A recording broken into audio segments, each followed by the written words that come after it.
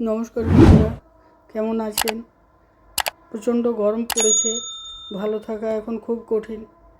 আজ সেই কথা মাথায় রেখেই একটি রেসিপি আপনাদের সাথে শেয়ার করছি। সেটা গরমের অনেক সমস্যা থেকে আপনাদের রেহাই দেবে। আমার উপরে বিশ্বাস রেখে পুরো ভিডিওটা দেখুন, আর দেখার পর বানিয়ে বাড়িতে সকলকে খাবেন। এটা বিশেষ করে এই গ্রীষ্মের গরমের জন্যেই এই রেসিপিটা মা ঠাকুমারা বানাতেন।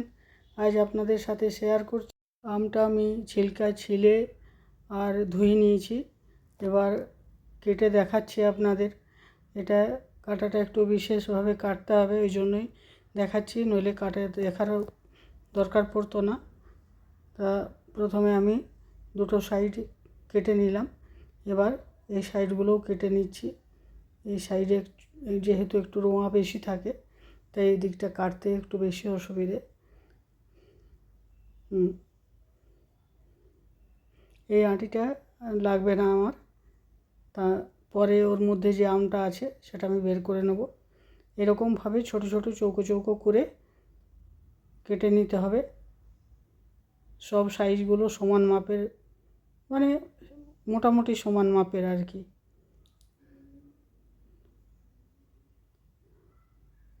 এরকমভাবে পুরো আমটা কেটে নিতে হবে।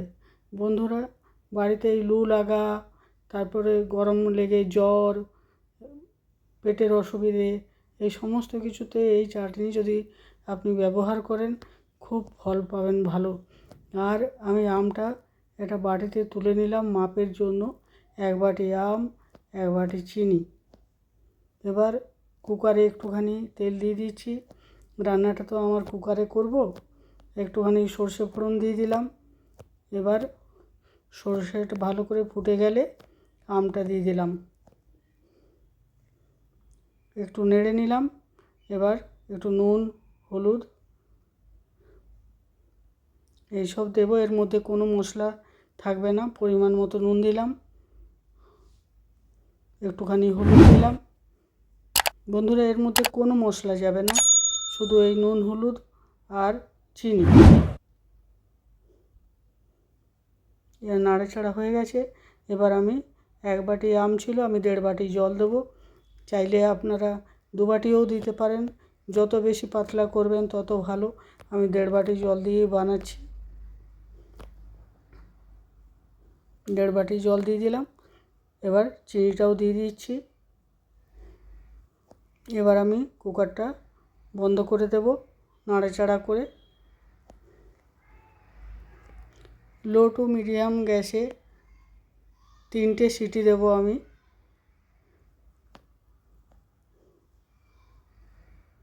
একটা সিটি হয়ে গেল। এবার আর একটা সিটি।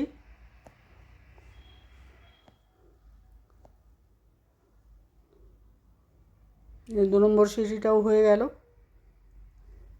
এটা লাস্ট। আমার চাটনি রেডি। আর এবার এটা আমি ঢেলে নেব বাটিতে। বন্ধুরা, আপনারা এটা ব্যবহার করে দেখবেন। মনে মনে আমাকে থ্যাংক ইউ না বলে পারবেন না। বিশ্বাস রাখুন আমার উপর, আর বানিয়ে সকলে গরমে খেয়ে দেখুন। এই দেখছেন পাতলা চাটনি, এটা হচ্ছে মহৌষধ এই গরমের জন্য। এটাতে চাইলে আরও জল দিতে পারেন, কারণ রান্নার সময় অবশ্যই 1.5 বাটির বদলে 2 বাটি দিতে পারেন, তাহলে আরও একটু পাতলা হবে। পাতলাটাই বেশি উপকারী। আর এই আম পোড়ার যদি মেখে স্নান করা হয় তাহলে লু কেটে যায়। আর আম পোড়া শরবত খেলে গরমে খুব উপকার পাবেন। আমের যে কোনো জিনিসই এই গরমে উপকারী।